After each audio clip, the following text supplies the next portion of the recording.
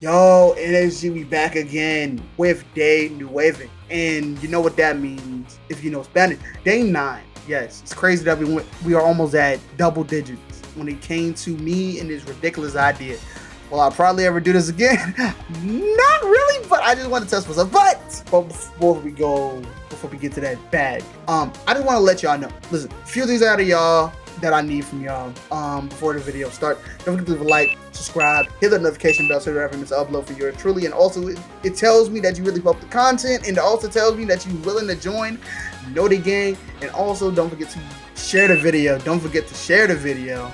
No matter who, and also comment your favorite part in the comments below. Because I will try to look back at it, because might be some funny stuff that's on here, and I just love to see it. And yeah, let's get into what we are about to do. Okay, so this right here is the easiest championship in NBA history, and from the thumbnail, this is the Boston Celtics. And for my Mavs fans out there, listen, I truly am sorry. I hope y'all know the only reason why y'all even got a game out of them is mainly off the fact they did not want to win it in Dallas. They wanted to win that bitch in Boston. But hey, take what you can get.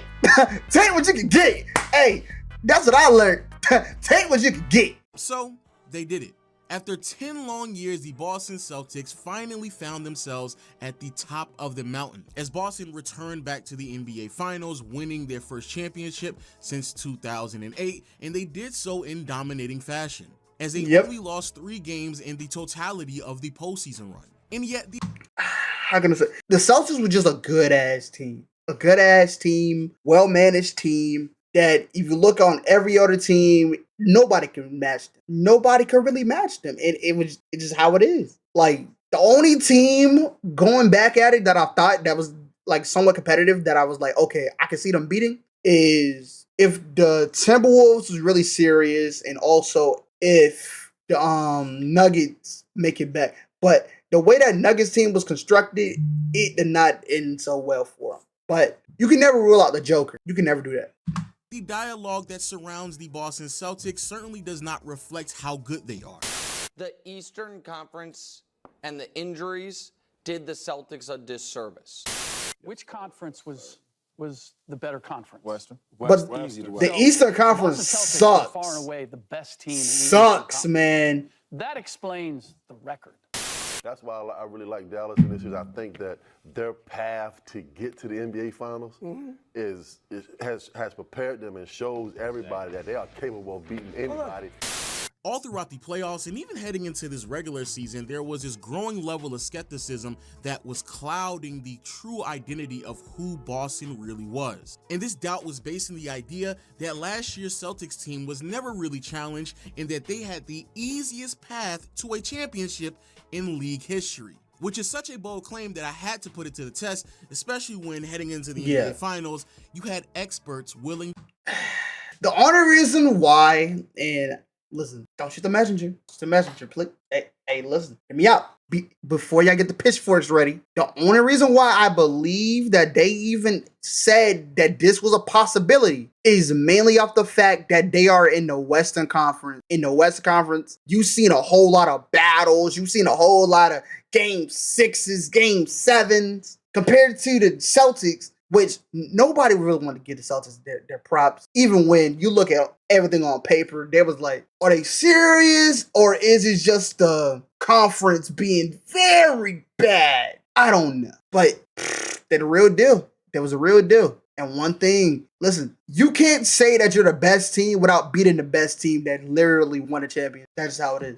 To pick the Dallas Mavericks over the Boston Celtics, which to me made no sense at all. But hey, who am I to tell people how they should make their picks? And if you are going to do so, it's not specifically framed to the Boston Celtics, rather than part of a much bigger picture, and that is the Eastern Conference just sucks. Now, hopefully I don't have to go into too much detail about this, especially because how bad the Eastern Conference has been to start off this season. However, my Bulls, hey, tank for Cooper Flag. Just tank. I need something to cheer for. It's been a while. Problem that has been persistent for a really, really long time. On your screen is a graph that is outlining the win percentage between both conferences since 1970. Like, look at the it. red line represents the Western Conference, while the blue line represents the Eastern Conference, and the dotted line in the middle is the 500 mark. And as you can clearly see, since the year 2000, the Eastern Conference has lived below the 500 mark for practically every single season. And to put specific numbers behind these Like, years, this is the equivalent here are the of 15 what worst conferences by win LeBron percentage in the East since was. 1970 in And the thing is, a whole lot of people was complaining about LeBron being in the East. Oh, the Eastern Conference too easy. Oh, try doing that shit in the West. His first 3 years, this motherfucker won a championship. I believe that he actually showed. majority of them all reside in the Eastern Conference within the last 25 years. And yes, one of these years was last year's Eastern Conference at a win percentage of 47.2%. And just in case you want to argue that this only occurs because of the Eastern Conference in totality rather than the playoff teams that really matter in this conversation, well, that's not 100% true either, because looking at the playoff picture in both conferences, you can see that there is a clear difference. In the Western Conference, the bar to make a postseason appearance is 47 wins, which out east would be enough to be the 5th seed. And if we were to rank all 16 teams based off of their record, 7 of the top 10 teams all reside in the West, while only 3 of them reside in the Eastern Conference. And even if we wanted to get even more detailed with all of this, we all know that individual players play a massive role on how dominant and good a team can be. And looking at the 15 players that made an All-NBA team last year, the Eastern Conference only had 4 representatives. Now, specifically, how does this pertain to the Boston Celtics and their path throughout the postseason last year?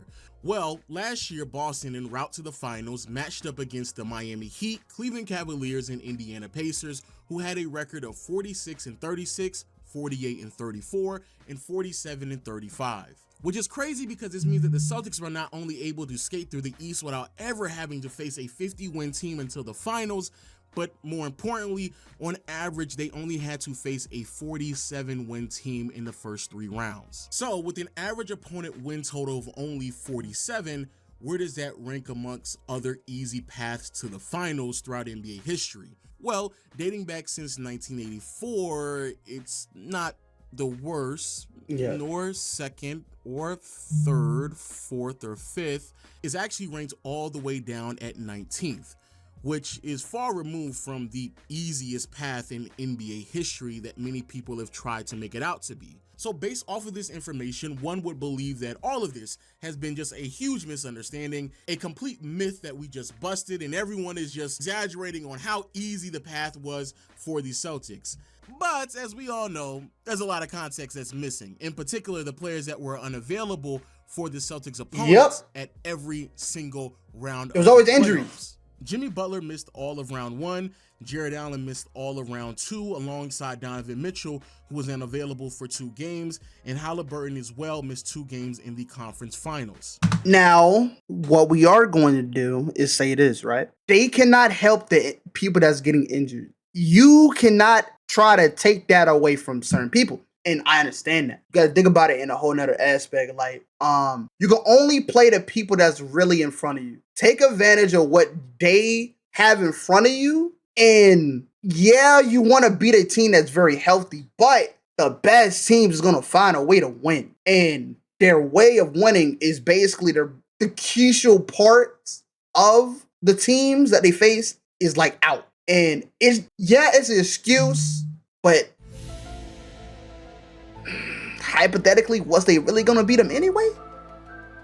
So, using the record that these teams finished the regular season with, isn't a proper representation on who these teams were when the Boston Celtics faced them in the postseason. Which then begs the question on how do we get the more accurate representation since these players, who are very valuable, missed time throughout the series.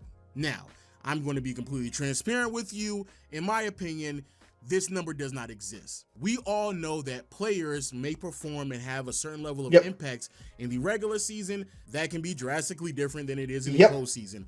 And Jimmy Butler Be. is the perfect example of that. However, in the pursuit of trying to find a conclusion to this conundrum, I'd settled on the idea of just taking away the win share that each player provided to their team's record by the end of the regular season. Now, again, this isn't perfect. There are certainly flaws with it, but I do believe it's the best way to come to an accurate representation of the type of team that the Celtics face on a round-to-round basis.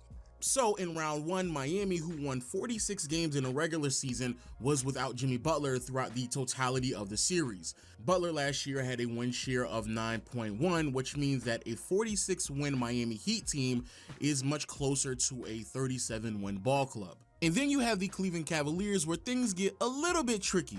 The Cavs last year finished with 48 wins. However, Jared Allen was not available for the totality of the series. But then you have Donovan Mitchell, who participated in 3 of the 5 games in the series. So it would be unfair if I took away all 6.4 of his win shares from the total wins from the Cavs. So instead, what I'm going to do is divide the amount of win shares to the amount of games that were played in a series, and then multiply that number by the amount of games that D. Mitch missed. So instead of 6.4, we now have 2.5, which now makes a 48-win Cleveland team to roughly 35 wins. And finally, we have a 47-win Pacers team in the conference finals, where Halliburton missed half of the series. He had a 9-win share by the end of the season. However, once more, it would be unfair if I took away all 9 of those win shares from the record from the Pacers, since he did participate in half of the series. So instead of 9, I'm only taking away 4.5, which means instead of Boston facing a 47-win Pacers team, it was much closer to only 42 to 43 wins, which then brings the average win total of the Celtics opponents leading into the finals only up to 38. And with that more defined number that, again, may not be 100% accurate, but certainly is a better representation than the 47 that we had before, it moves the Celtics from the 19th easiest path all the way to the number 1 spot. Now, before you leave an angry comment about how all of this is unfair because I'm not making adjustments and accounting for injuries when it comes to other teams and their paths to the finals, don't you dare worry, because I did. And shout out to The Ringer, because they did as well, and we still came to the same conclusion that even when you take into consideration injuries with all of these teams across NBA history, last year's Boston Celtics team still had the easiest path to a championship. So it's pretty definitive, and the criticism that people have levied towards last year's Boston Celtics team is valid. But for me, that's not a conclusion that I do not believe gives a proper and accurate depiction of what exactly occurred last year. And the reason for this is because, going back to the list of teams with the easiest path to the finals, what I learned before these last 2 postseason runs is that the team with the easiest, second easiest, third easiest, and even the 4th easiest path to the finals were the Showtime Lakers, which I found very interesting, but looking back at my research, it all makes sense. Going back to the 15 weakest conferences since 1970, 2 of those conferences were the 80s West, and going back to the line graph where I showed the East and West teetering between the 500 line, you can clearly see in the 80s, the Western Conference, very similar to the East over the last 25 years, lived below the 500 mark. So why is it that no one ever speaks about it, even though the criticism would be valid? Well, for starters, many people may not have been aware of this, and actually the dialogue around the Showtime Lakers may change after this video. Who knows? But I do believe a much bigger component to why people don't discuss this is just because of the perception of the Lakers. Multiple Hall of Famers, and all-time great head coach in Pat Riley, and one of the best duos in NBA history with Magic Johnson and Kareem Abdul-Jabbar, who had MVP caliber seasons that overlapped with one another. With these pieces being major components on how the Showtime Lakers were built together, it is easy to just come to a conclusion that the Lakers in the 80s was one of, if not the best team in the NBA on a year-to-year basis, and you would be correct. And that reality would become even more cemented when they started to beat the other really good teams out east in the NBA Finals. So sure, in 1985, the Lakers got to beat the brakes out of the Phoenix Suns in the first round, but they also went to the finals and beat the Boston Celtics as well. So the criticism of a weak path to the finals, though it may be true, is practically irrelevant if they're still able to compete and beat some of the better teams in the NBA on a year-to-year basis back in the 80s. Now fast forward to where we are today, and in my opinion, that is the biggest problem that the Boston Celtics face. It's not that Boston had an easy path to the finals, rather than people utilizing that as a reasoning to why they want to confirm whatever biases they may have towards the team. And to be fair to these people, I thoroughly understand the skepticism. It's been a long time coming and a lot of disappointing years along the way, especially during the Jaylen Brown and Jason Tatum era. However, it would be very naive to believe that the Celtics team that we have today is the same one that we have seen in years prior. Players such as Sam Hauser and Peyton Pritchard really does round out this roster and make their depth much more defined. Yeah, that's the thing. How can I say? The Boston Celtics copied the whole formula of what the Golden State Warriors were when it came to their dynasty, and then made it into a certain way. Because, bro, if you remember back then, the Golden State Warriors' depth when it came to their roster was deep. Oh my God, it was deep. But the Celtics one, these people that probably, if you trade them off to another team, they probably not going to do half the things that they did on the Celtics. It's kind of crazy. But you got to also think about it. That's what good coaches is. They're going to try to play the bench players' strengths when the star players is out. That's why you see a whole bunch of role players that like really hoping. For like honorable mention, TJ McConnell. The addition of Drew Holiday and Kristaps Porzingis really increases the ceiling of what this team can look like when everyone is healthy and available. And personally, I'm just tired of people overlooking the development and leaps that Jaylen Brown and Jason Tatum have made over the years, especially when it comes to Tatum and his passing and playmaking. The Celtics were a historically great offense last year with the avalanche of threes that they can make at practically every position. The defense was relentless and no, I'm not saying this as a Boston Celtics fan. Don't try to misconstrue my word. And one of the more underrated aspects, especially I'm saying this as an NBA fan that watches through and through not get enough credit and know exactly what the hell goes on outside of my own over the past 5 to 7 years. And everything I just said about the Celtics last year is applicable. I know somebody's going to fucking do it to start this season off now. So instead of trying to find excuses to write off what the Celtics did last year as this one-off, what more than likely is occurring is a sustained level of excellence that more than likely is the preliminary stages of a dynastic run. And just for the people out there who believe that I'm being hyperbolic, well, on your screen is every team that's won a championship since 1985, and I plotted them according to the amount of wins that they had versus their net rating. There's Hakeem's Rockets, Bird's Celtics, Shaq and Kobe Lakers, the Big Three out in Miami, Curry's Warriors, and all the way at the top are the 96 Chicago Bulls, who won 72 wins with a net rating of 13.4. And not too far behind them are last year's Boston Celtics. Yep. So yeah, the Celtics were that dominant, undeniably one of the best championship teams that we have seen in the modern NBA. And again, they are already duplicating that level of dominance to start this year.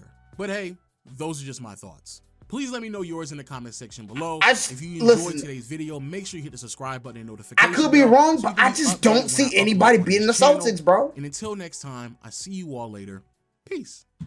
It's just, bro, the Celtics is just too deep. They're too deep of a team to not make a repeat.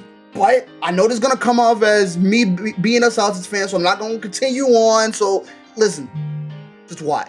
Just watch. That's all I'm going to say. Just watch. But outside of that, guys, I really hope that y'all appreciate these kind of videos, because this is like a sports little talk where I like add my little depth and like my little bit of knowledge that I have of the sports that I be watching or like reacting to when it comes to said things. But yeah, before I dip out, I just need a few things out of y'all. Don't forget to like, subscribe, hit the notification bell so you don't ever miss an upload from yours truly. And also with that, it shows that y'all really love my content very, very much, to a point where you are willing to have the noties on. And also means that you join Noti Gang. And also don't forget to share the video, no matter who. It can be that one friend that really don't be popping out outside that much, that you over here be like on the game with. It don't matter as long as it get pushed. But yeah, I appreciate every single one of y'all. Hope I see y'all next time for day 10. And yeah, I am out of here.